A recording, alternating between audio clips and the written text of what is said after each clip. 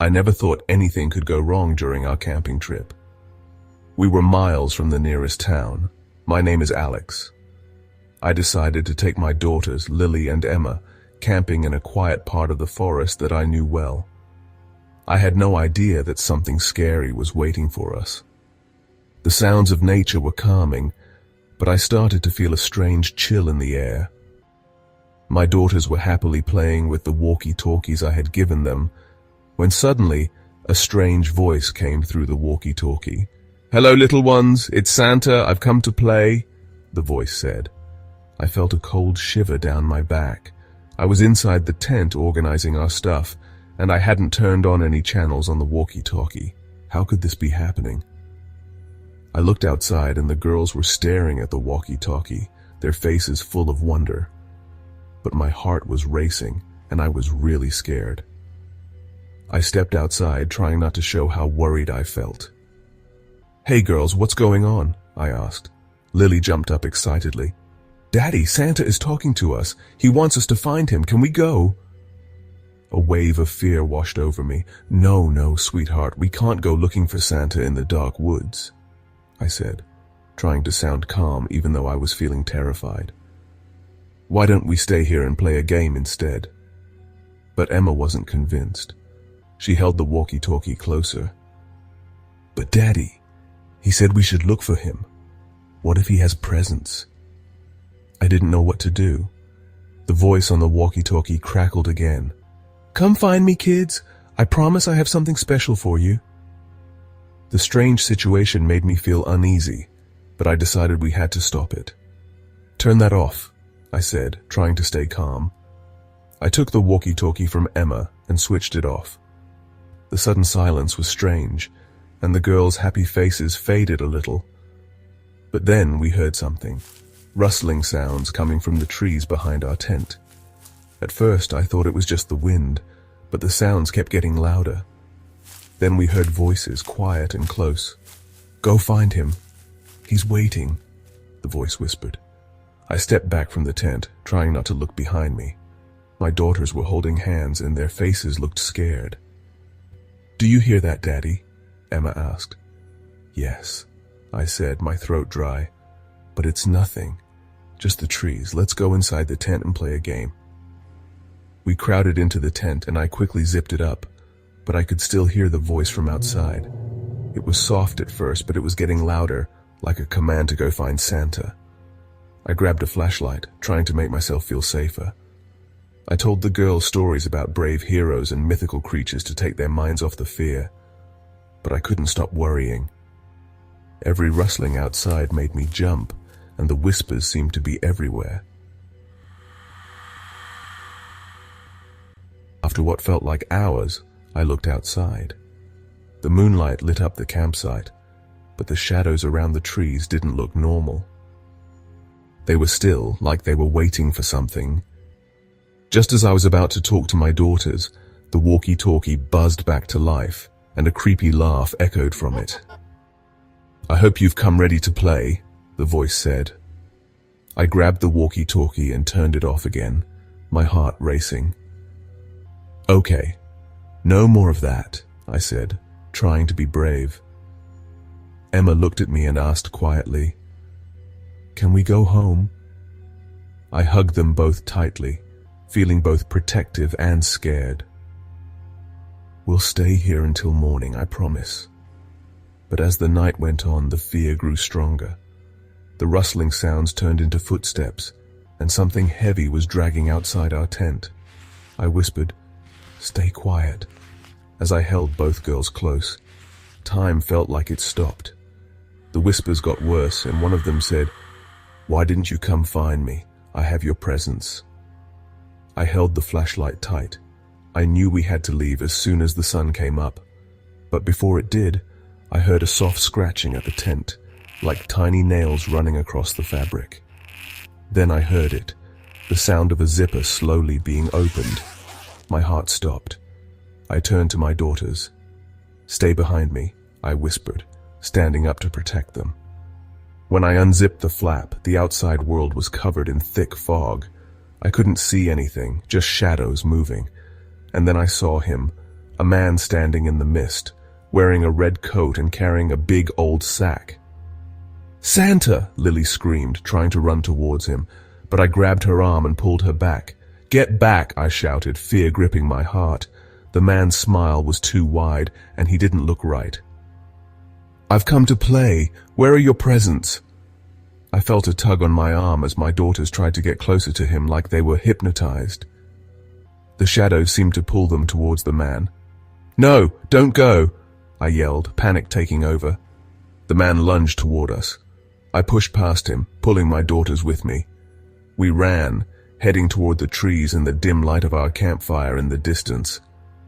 The man's eyes glowed with malice as he chased us.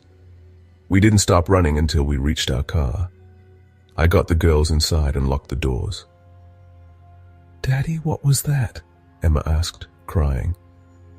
"I don't know," I whispered, gripping the steering wheel tight. I slammed my foot on the gas, and we left the forest behind. But the fear didn't go away. Even as we drove, I could still hear the laughter echoing in my ears. It felt like the shadows were following us, waiting to remind me of what had happened. After that night, we never talked about it again. I made sure the walkie-talkies were put away, where no one would ever touch them again. I thought we escaped, but every Christmas since then, I feel like something is watching us. I hope my daughters never have to face it in the woods again.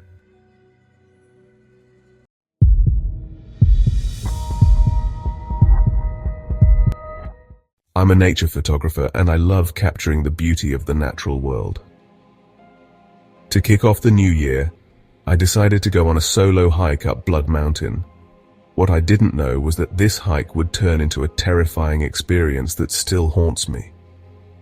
Just a few steps in, I felt a strange sensation, like someone was watching me from the tall trees. I brushed it off, thinking I was just being too cautious. Then, out of nowhere, I saw an old man standing in front of me.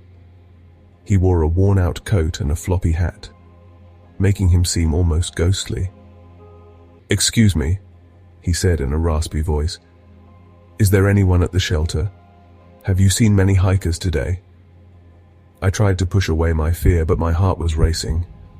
I haven't seen anyone," I replied nervously, trying to walk past him. But his gaze didn't leave me.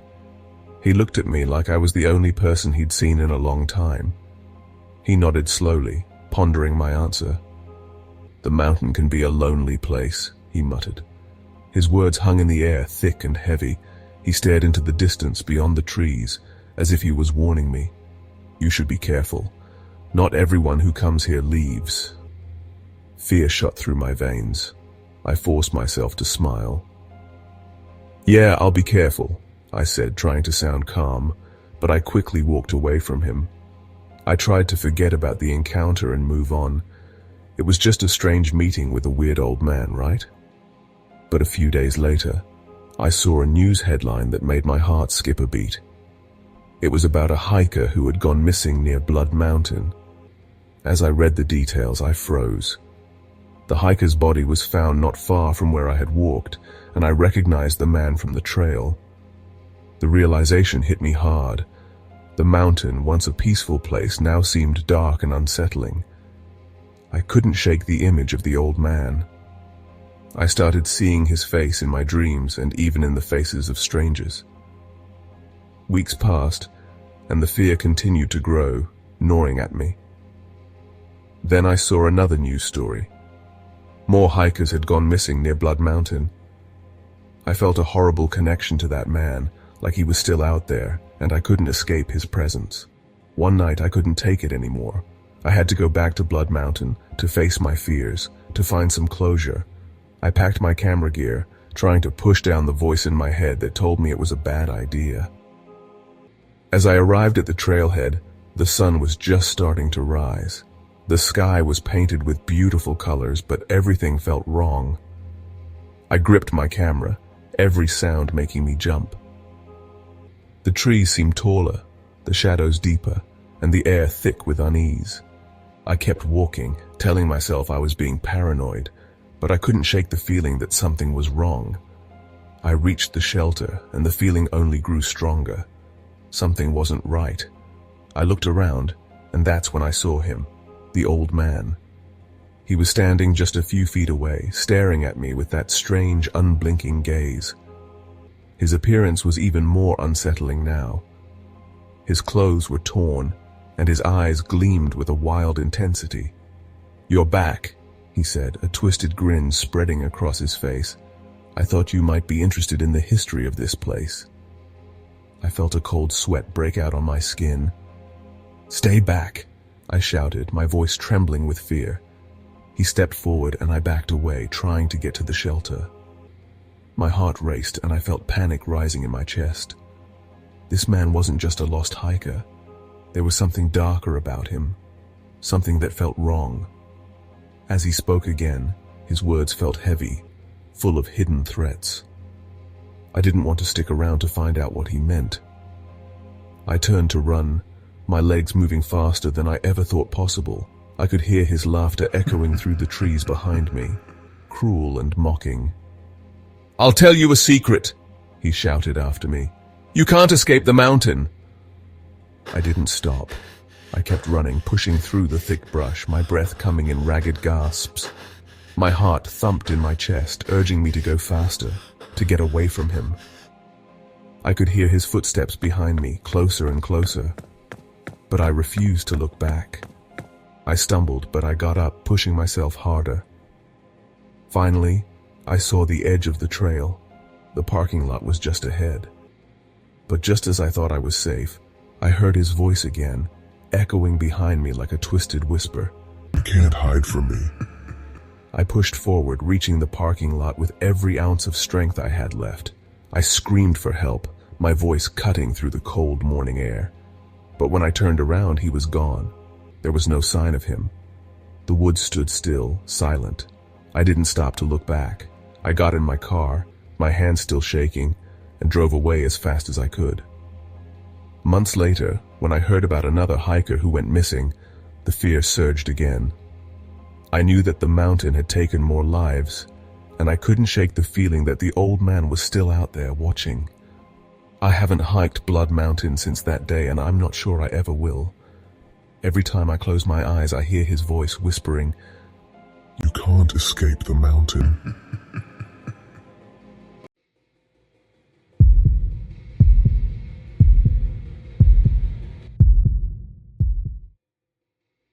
I am a park ranger who loves nature and the peace it brings.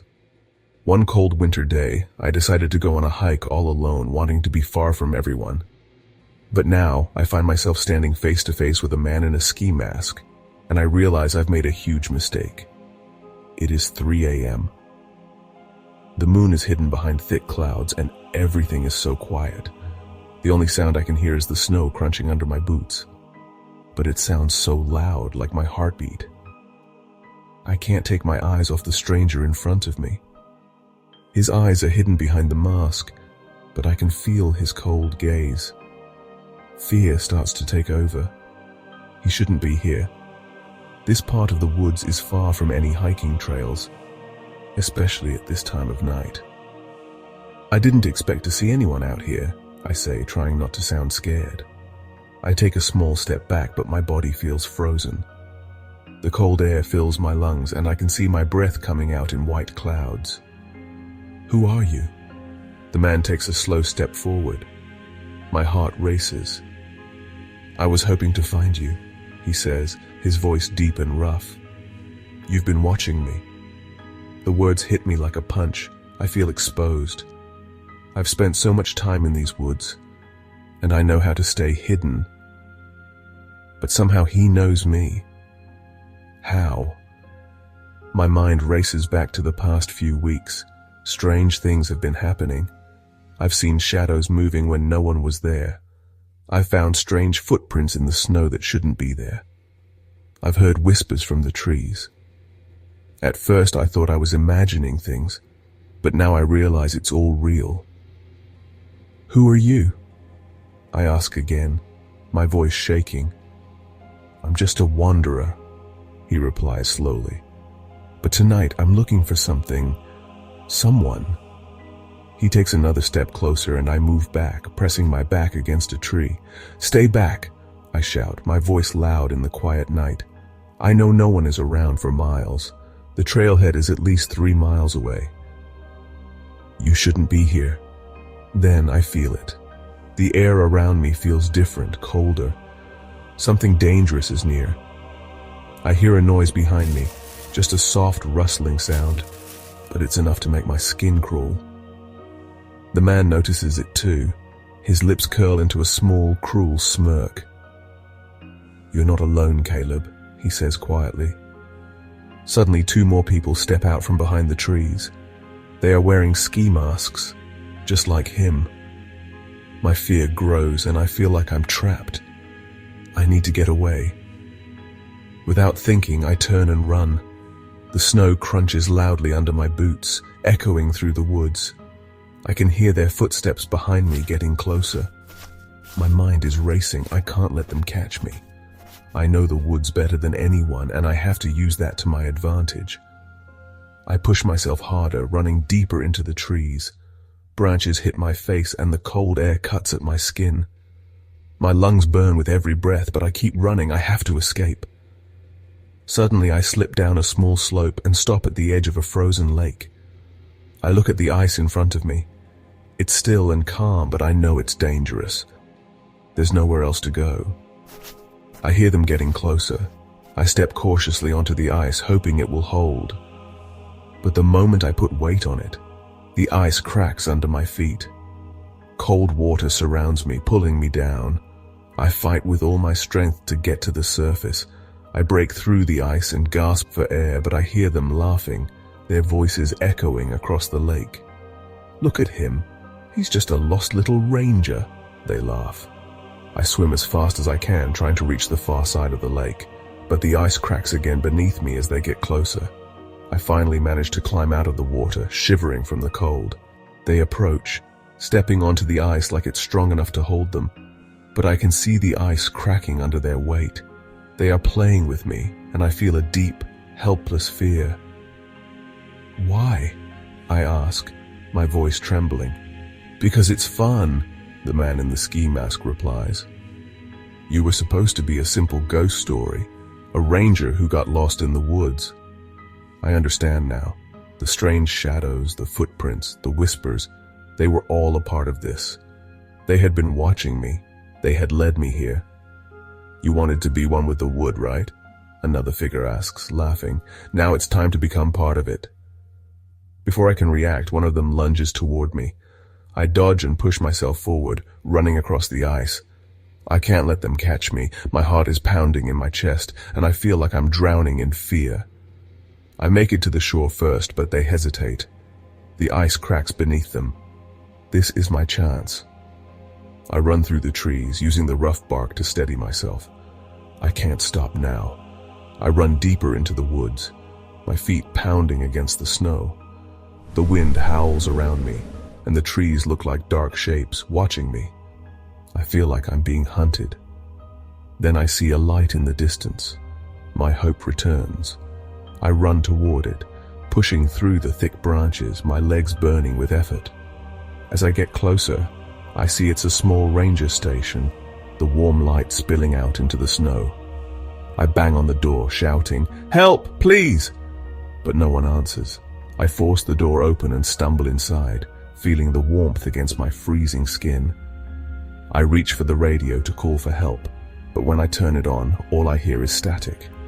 Panic fills me again. I can't hear anything else. Then I hear a tap on the door.